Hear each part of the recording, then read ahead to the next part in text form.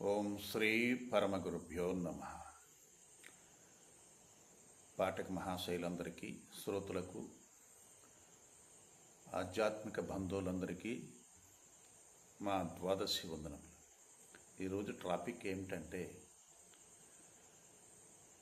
విద్య అనేటువంటి దాని గురించి మనం చెప్పుకోబోతున్నాం.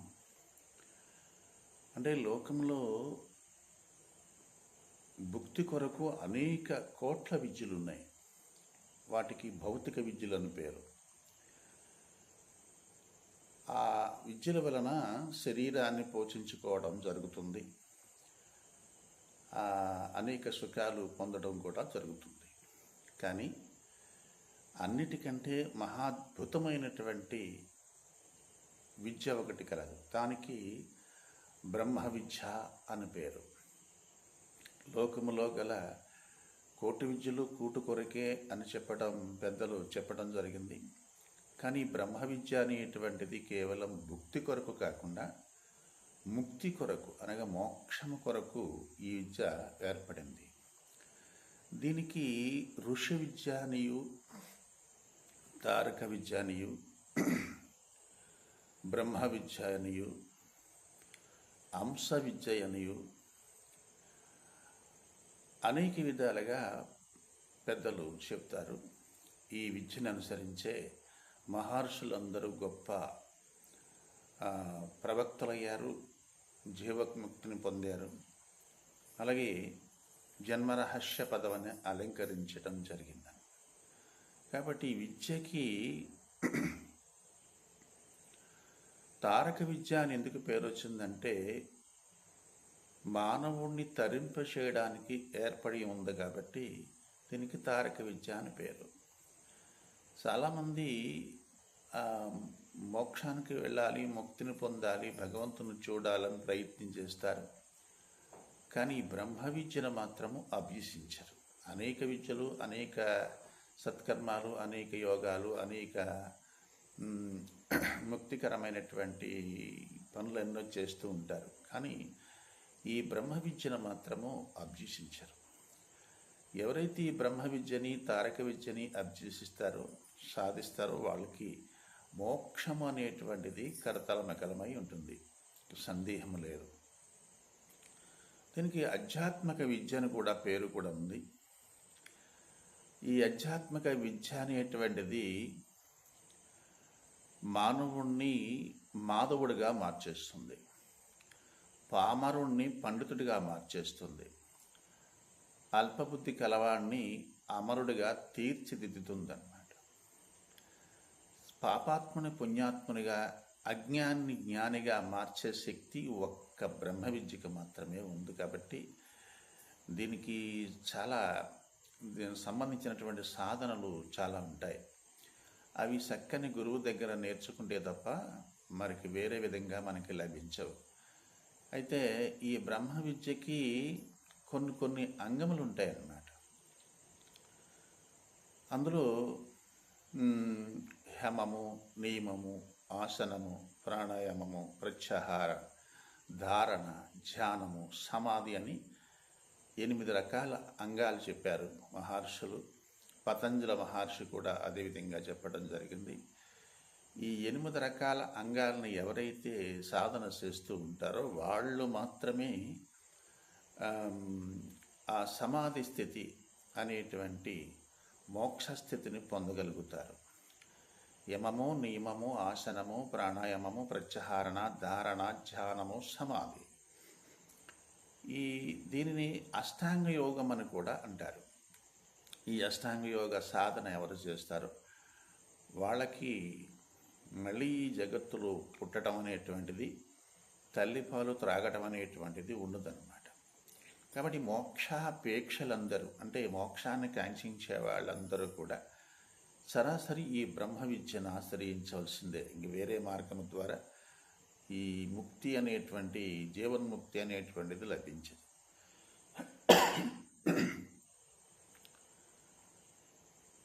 కాబట్టి చాలామంది కొన్ని అంగాలను ఆశ్రయిస్తూ మేము ముక్తులం అయిపోయాం, మేము సాధించేస్తున్నాం,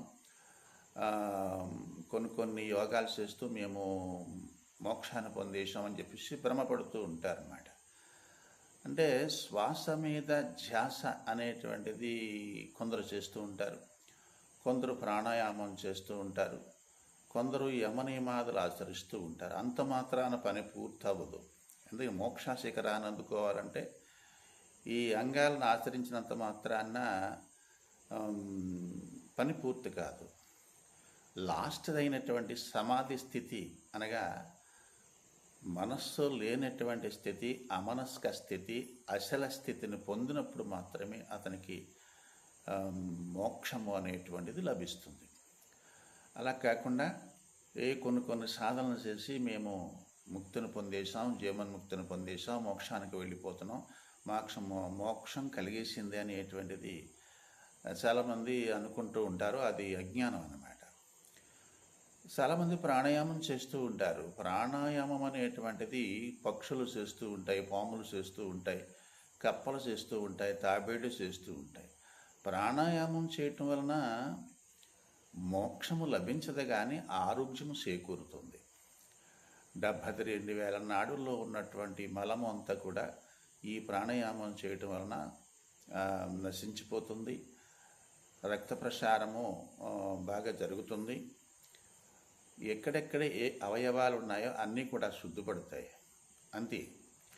అంతేగాని మోక్షం లభించేస్తుందని కాదు. అయినా చేయకూడదని కాదు, చేయాలి. చేయకపోతే మనస్సుని నిగ్రహించే శక్తి మనకు లభించదన్నమాట. ప్రాణానికి మనస్సుకి సంబంధం ఉంది కాబట్టి ప్రాణాయామం ఈ అష్టాంగ యోగంలో ప్రధానంగా చేయాలి. అయితే చాలామంది శ్వాస మీద ధ్యాస పెట్టుకొని, అంటే ప్రాణం మీద దృష్టి పెట్టుకొని ధ్యానము ఇటువంటి యోగాలు చేయటం మానేసి ఆ ప్రాణం మీద మనసు పెట్టి ఆ ప్రాణం ఎలా వెళ్తుందో, లోపలికి వెళ్తుందో, బయటికి వెళ్తుందో గ్రహిస్తూ ఆ ధ్యానంలో, ప్రాణధ్యానంలో లీలమైపోయి అనేక ఆలోచనలు, అలాగా అనేక రకాల సందేహాల్లో, అనేక ఊహల్లో తేలాడుతూ ఉంటారు. ఇది అంత మంచి పని కాదు. అంటే నిద్రలో ఆత్మ ఉంది, కలలో కూడా ఆత్మ ఉంది, జాగ్రత్త అవస్థలో కూడా ఆత్మ ఉంది. ఈ 3 అవస్థలు కూడా జాగ్రత్త అవస్థలో అన్నీ తెలుస్తూ ఉంటాయి, అలాగే కలలో కూడా అన్నీ తెలుస్తూ ఉంటాయి. గాఢ నిద్రలో, సుషుప్తి అవస్థలో, ప్రగాఢమైనటువంటి సుషుప్తిలో ఎలాంటి ఆలోచనలు ఉండవు. ఈ స్థితిని గమనిస్తే ఆ ప్రాణం ఎప్పుడు కూడా ఆడుతూనే ఉంటుందన్నమాట. ఈ ప్రాణం మీద మనసు పెట్టుకున్నంత మాత్రాన మోక్షం ఎవరికి లభిస్తుంది చెప్పండి? ఆ ప్రాణము జడము. జడ పదార్థాల మీద ధ్యాస పెట్టుకొని, జడమైనటువంటి వస్తువుల మీద ధ్యాస పెట్టుకొని, భౌతికమైనటువంటి వస్తువుల మీద మనసు పెట్టుకున్నట్లయితే వాళ్ళకి ముక్తి ఎలా లభిస్తుంది? కాబట్టి మహర్షులు సనాతనము నుండి కూడా మంత్రయోగము అనేటువంటిది ఒకటి ఏర్పరిచారు. అంటే ఆ చక్కని గురువు దగ్గరికి వెళ్ళి ఒక ప్రణవ మంత్రాన్ని తీసుకొని వారి ద్వారా ఉపదేశింపజేసుకొని ఆ మంత్రాన్ని మనసులో పెట్టుకొని నిరంతరము భూమధ్యస్థానంలో దృష్టిని కేంద్రీకరించి ఈ మంత్రయోగాన్ని ఎవరు చేస్తారో వాళ్ళకి కైవల్య ప్రాప్తి అని వాళ్ళు చెప్పారు. అది ఇప్పటి నుంచే కాదు, కొన్ని కోట్ల సంవత్సరాల నుంచి మహర్షులందరూ ఆస్వరించుకుంటూ వస్తున్నటువంటి మహాద్భుతమైనటువంటి యోగం. దీనికి ధ్యాన యోగము అని పేరు. అంటే హృదయంలో గురువు గారు ఇచ్చినటువంటి మంత్రాన్ని ధ్యానం చేస్తూ అది భూమధ్యస్థానంలో దృష్టిని కేంద్రీకరించి చేసేటటువంటి పనిని ధ్యాన యోగము అంటారు. ఈ ధ్యాన యోగము ద్వారా మానవుడు క్రమక్రమంగా అనేక అద్భుతమైనటువంటి శక్తుల్ని గడించగలడు. లాస్ట్కి సమాధి స్థితిని పొందడం జరుగుతుంది. కాబట్టి బ్రహ్మ విద్యలో ఈ అష్టాంగ యోగం అనేటువంటిది మోక్షం కొరకు ఏర్పడినటువంటి మహా అద్భుతమైనటువంటి విద్య. ఎవరికైతే ఈ బ్రహ్మ విద్య ఉంటుందో వాళ్ళకి అవిద్య ఉండదు. ఎవరికైతే బ్రహ్మజ్ఞానము కలుగుతుందో వారికి అజ్ఞానం ఉండదు. అంటే ఎలుతురు ఎప్పుడైతే మనకి లభించిందో అప్పుడు చీకటి ఉండదు. అలాగే ఈ విద్యాగ్రహణము అనగా బ్రహ్మ విద్య ఎవరికైతే బ్రహ్మ విద్యను ఎవరైతే సాధిస్తూ ఉంటారో వాళ్ళకి హృదయంలో ఎలాంటి అజ్ఞానము ఉండదన్నమాట. అజ్ఞానము లేకపోవడమే జీవన్ముక్తి. అంతేకాని ఎన్ని యోగాలు చేసినా, ఎన్ని రకాలు చేసినా, ఎన్ని వ్రతాలు చేసినా మనకి పోవలసింది ఏమిటంటే మోక్షస్థితిని అడ్డగించేటటువంటి ఒక ఒక మాయ ఏమిటంటే అజ్ఞానం. మెయిన్ ఏంటంటే అజ్ఞానం పోతేనే కానీ ఎవరికి కూడా మోక్షం అనేది లభించదు. అలాంటి అజ్ఞానం పోవాలి అంటే బ్రహ్మజ్ఞానము సంపాదించాలి. ఎవరైతే ఈ బ్రహ్మజ్ఞానాన్ని సంపాదిస్తారో వాళ్ళకి మాత్రం అజ్ఞానం తొలగిపోతుంది.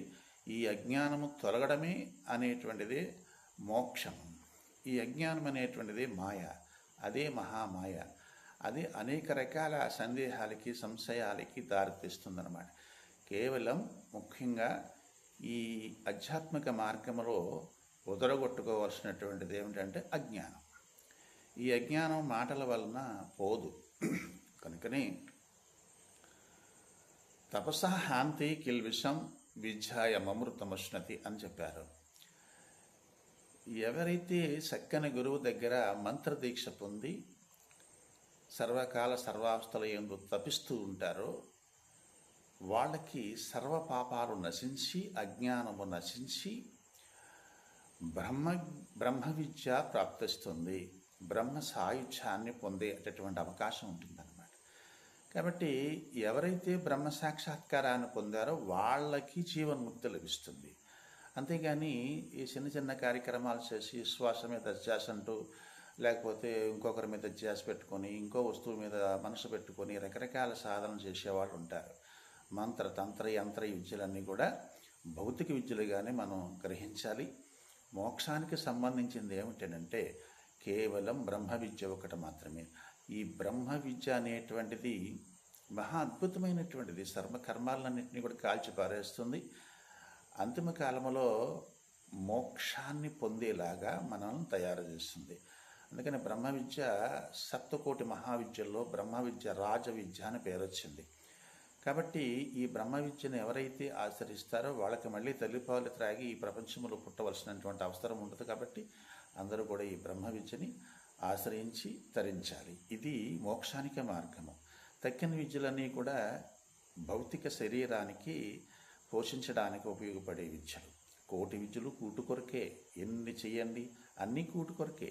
కేవలం మోక్షము కావాలి, ముక్తిని పొందాలి, జీవన్ముక్తిని పొందాలనుకునే వాళ్ళు అందరూ ఈ బ్రహ్మ విద్యను ఆశ్రయించాలి.